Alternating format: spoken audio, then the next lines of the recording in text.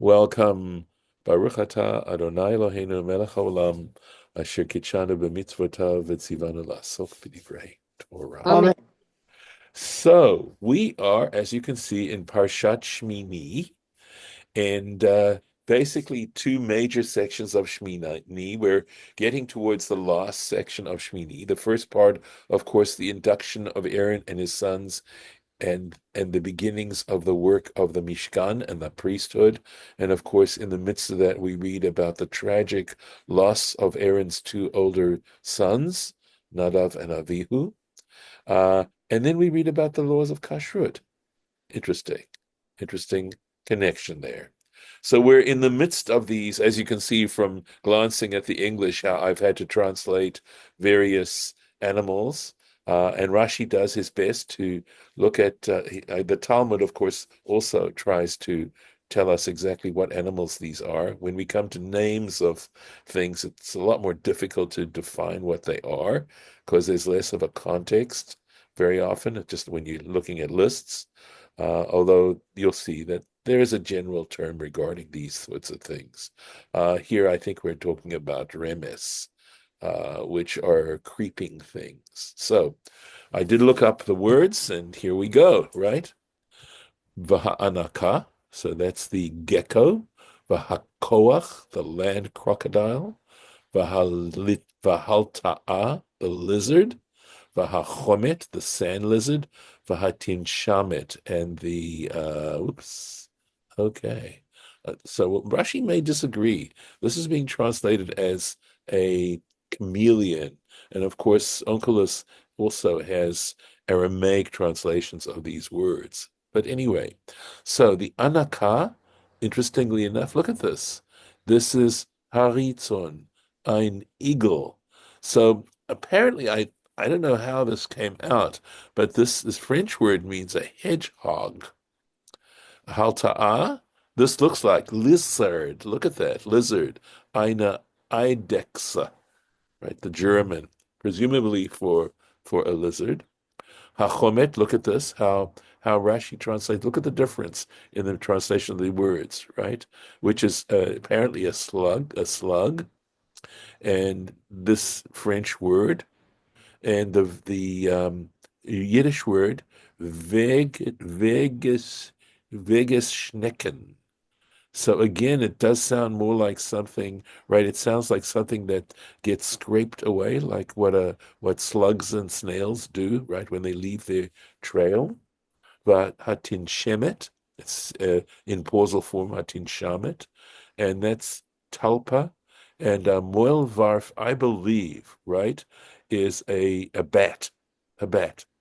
It's it Yeah, says mole here. mo.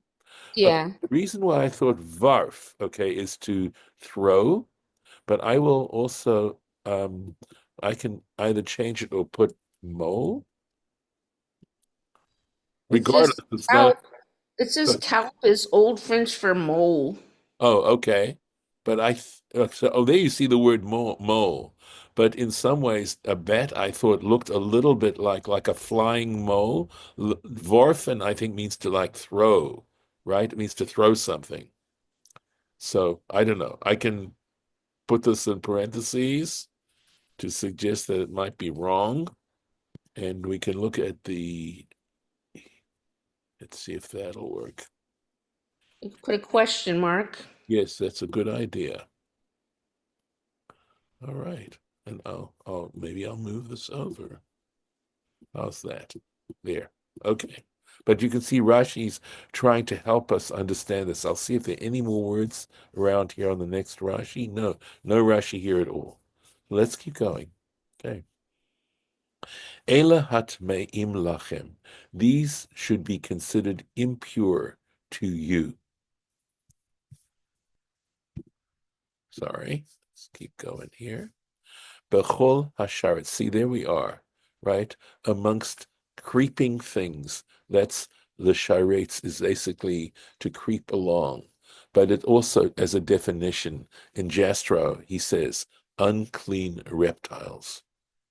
Kol hanogea bahem. By the way, some of the animals we listed were not reptiles, But I think we're understanding reptile here as meaning something that is close to the ground. I think that's the idea of these particular animals.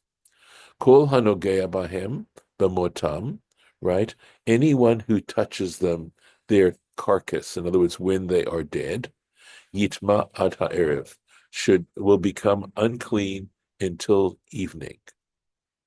And Rashi's going to explain this, I believe, in a little bit.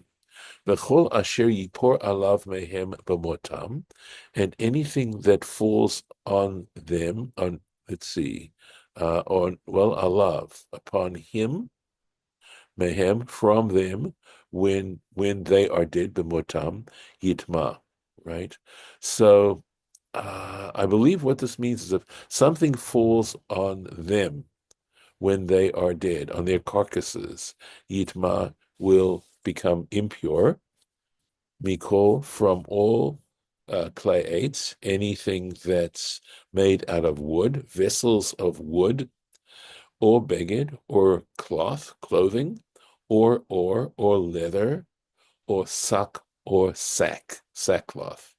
Kol kli, any vessel, asher ye'aseh melacha bahem, any vessel with which work is done. Right? Some kind of work is done with them. B'mayim yuva, the article should be brought into water, put into water, v'tameh ad ha'erev, and remain impure until the evening, v'taher, at which point it will become clean. So here we realize that there are two issues that are involved in the cleansing of such an article. One is that it needs to be taken to water. This is understood as a mikvah, right? A mikvah, specific kind of pool, and also time. Time is also an issue here in terms of the length of time it takes to purify it, right? So now we get into the Rashi here. Bamayim yuva should be brought into water.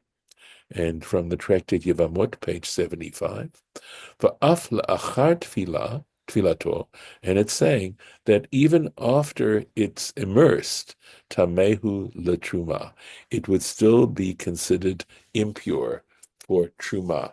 And that needs some explanation. Some of you may remember what that is. So truma was a donation that was given to the priests. Truma could only be consumed by priests. Essentially, if when the farmer harvested his field and created a pile of grain, let's say, in which to get ready to take to market, the first little part of that grain he would take.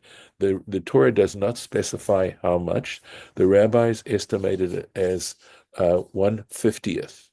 In other words, 2%, and that would go to that was separated from that pile, and that had to be taken and given to the priests, and only the priests were allowed to consume it. And also, in other words, a non-priest, when I say priest, I would say his family as well, his immediate family, and uh, and also I believe I think his daughter-in-law would be included in that. They had to be in a state of purity. They themselves could not be impure in order to consume truma. And as we're reading right now, they had to guard the truma to make sure that nothing might make it impure. So this is what we're talking about here when we're talking about tameh. Truma also, I should tell you that this kind of impurity, which is capable of rendering truma impure, is the the level of, I should say, truma is a low level of sanctity. It's a very primary level of sanctity. Um, and so only this kind of thing, the thing that could make it impure had to be also on a low level, or a high, I could say, a high level of impurity in order to make something like truma impure. Ad ha'erev, okay, until evening, v'achar kain, and afterwards, after night, basically what it means is nightfall, v'taher, and it became pure Harev Shemesh, so meaning at nightfall. He defines the time when it could. So I need to explain that these laws of impurity are quite complicated, and depending on the item itself, the level of the sensitivity, I should say, that the item had to impurity could develop. So just let me try and give an example. So truma, right, is on a it's a low level of purity. It's a primary level, but things like sanctified animals that were dedicated to the altar would be on a much higher level of purity. In other words, the requirement to keep them pure was much higher. They're much more sensitive, even amongst animals' sacrifices. So, for example, shlamim were a higher level of purity than truma. We know that shlamim were such that part went on to the altar, part went to the priests, and part went to the family bringing the sacrifice. And so, but the level of sensitivity of purity was higher, but even above that would have been an olah sacrifice. Those were very, very high level of sensitivity to impurity. And then when it comes to impurity, there are different degrees of impurity. So the highest degree of impurity would be, for example, a corpse, human remains. That has a very high level, okay? And then after that, if that touched something else, that whatever that touched and how it came in contact, there were various ways in which it might come in contact. It would be a next level, next degree, but a lower level than the highest level. So without going into this too much, just to give you some idea of these particular laws. Going on, v'chol kli cheres, and any vessel made of pottery, right, earthenware, asher yipol mehem el tocho, into which would fall one of these items that we just mentioned, one of these impure items. If it fell into it, let me just go ahead with the biblical text, the text of the Torah, right? Let's see, right? Kol asher betocho, anything that is in that airspace, within that vessel, yitma, it shall become impure. The oto tishboru, and the vessel itself, you shall destroy, you shall break. Okay. So let's take a look at the Rashi on this. El toho, into a vessel made out of pottery. Ein klicheres, right?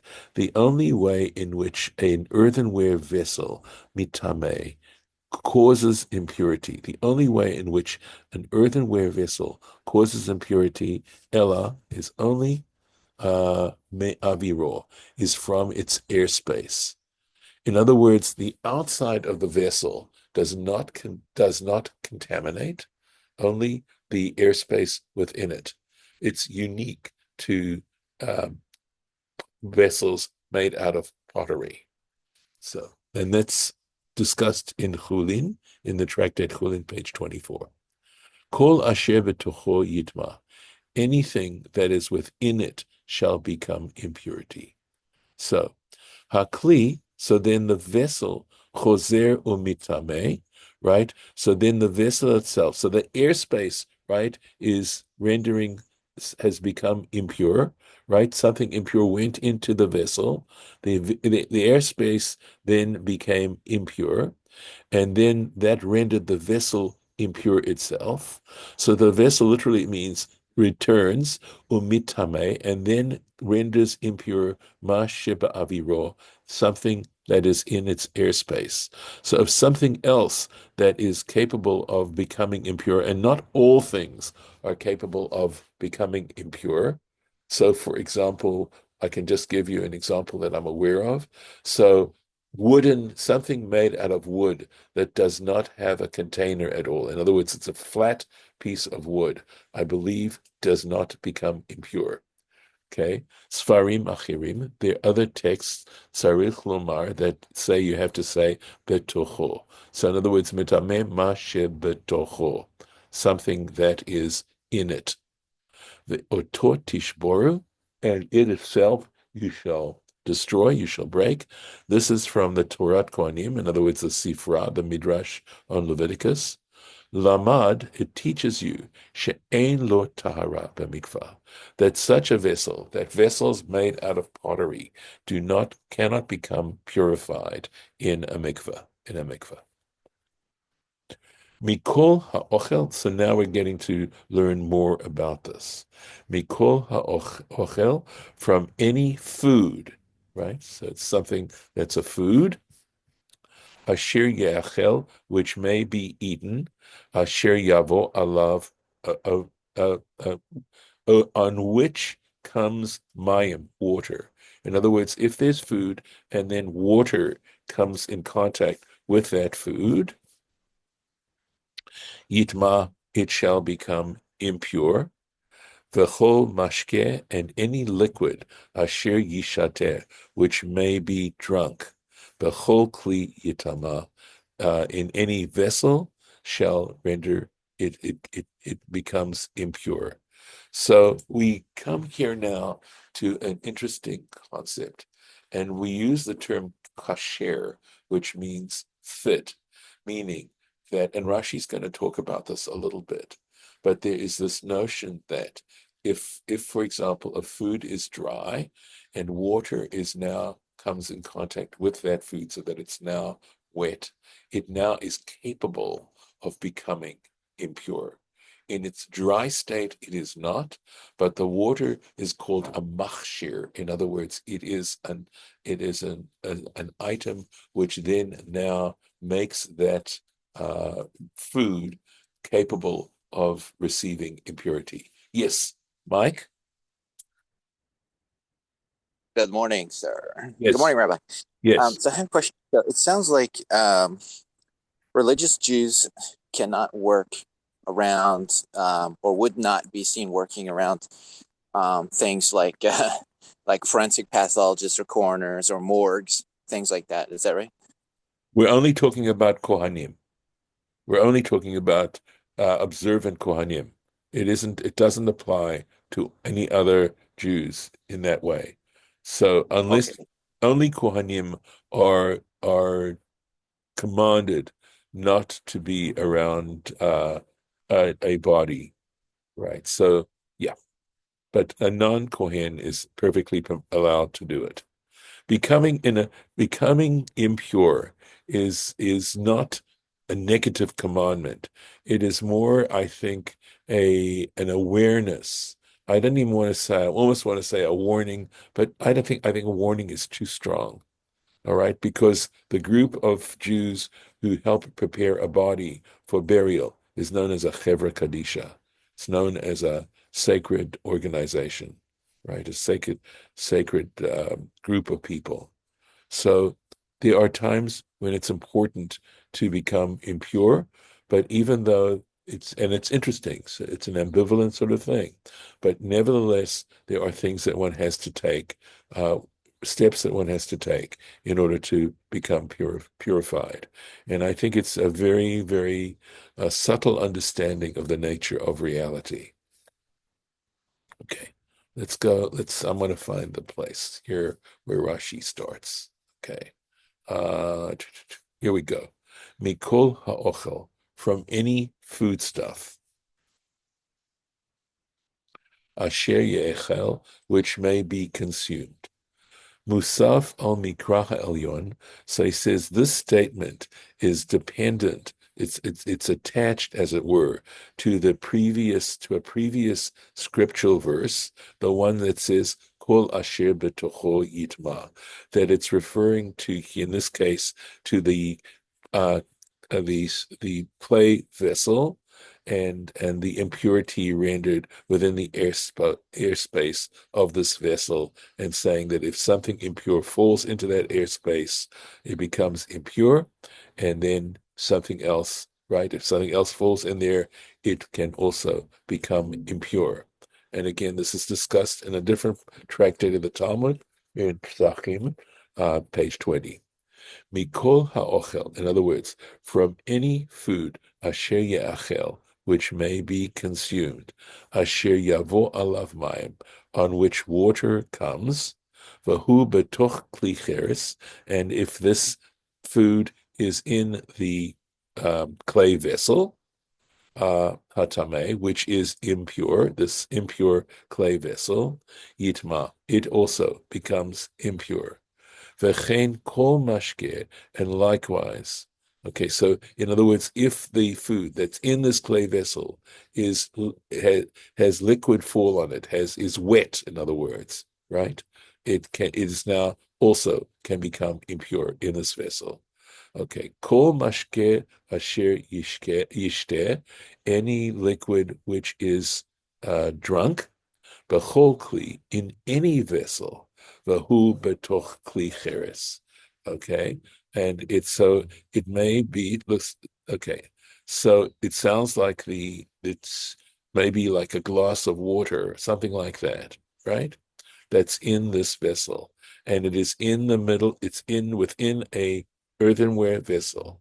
Hatameh yitma. If that clay vessel is impure, this also becomes impure.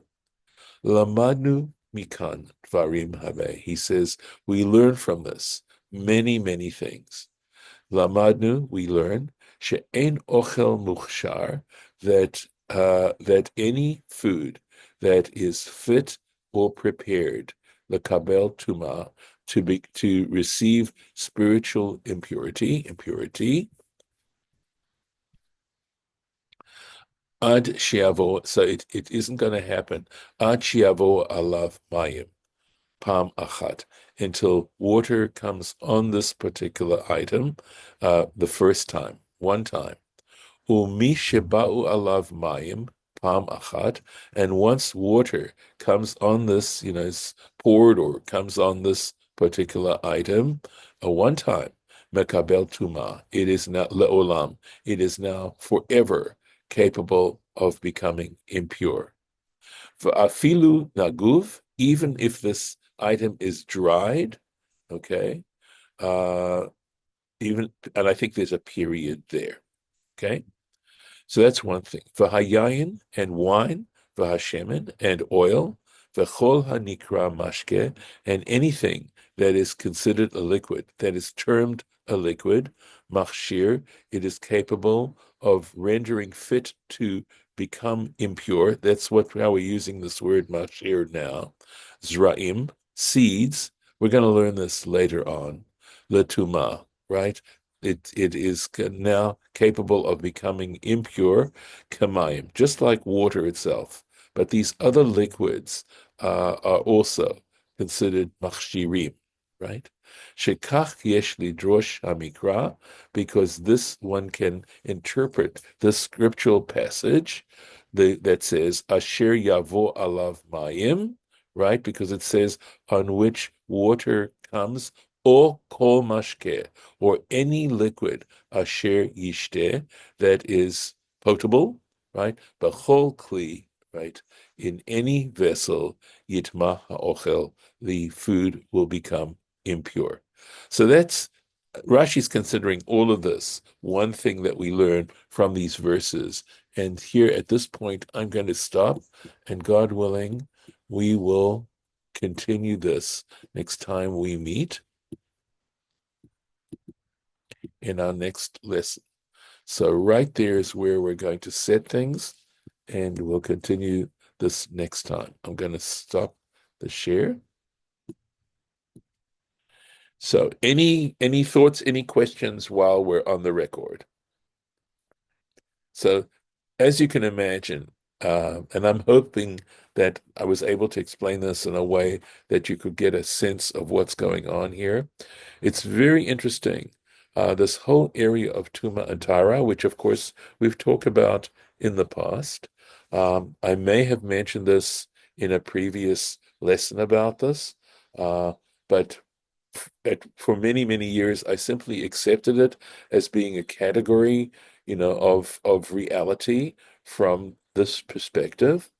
I also believed that it had to do with some deep psychological issues, but more recently I've come to the conclusion that we are dealing here with mortality and immortality, that these particular issues run deeply into the idea of immortality that the Torah tries to lead us towards.